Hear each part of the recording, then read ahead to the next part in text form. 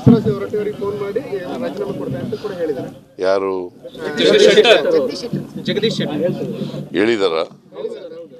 ನನಗೆ ಗೊತ್ತಿಲ್ಲಪ್ಪ. ಅವರು ಈಗ ಕಾಂಗ್ರೆಸ್ಗೆ ಭಾರತೀಯ ಜನತಾ ಪಕ್ಷದವರು ಅವಮಾನ ಮಾಡಿದ್ದಾರೆ, ಟಿಕೆಟ್ ಕೊಡಲಿಲ್ಲ ಅಂತ ಹೇಳಿ ಬಂದರು. ನಾವು ಅವರಿಗೆ ಟಿಕೆಟ್ ಕೊಟ್ಟು ಎಕ್ಸ್ ಚೀಫ್ ಮಿನಿಸ್ಟ್ರು ಅಂತೇಳಿ. ಮತ್ತು ಅವರು ಅಸೆಂಬ್ಲಿ ಚುನಾವಣೆಯಲ್ಲಿ ಸೋತರು ಅವ್ರ ಕ್ಷೇತ್ರದಲ್ಲಿ.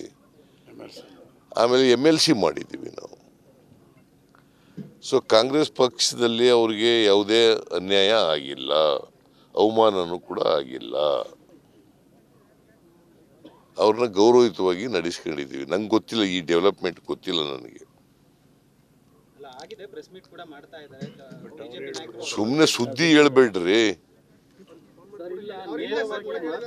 Press meet ನಡೆದಿದ್ಯಾ? ಬಂದಿದ್ಯಾ ಪ್ರೆಸ್ ಮೀಟ್ನಲ್ಲಿ?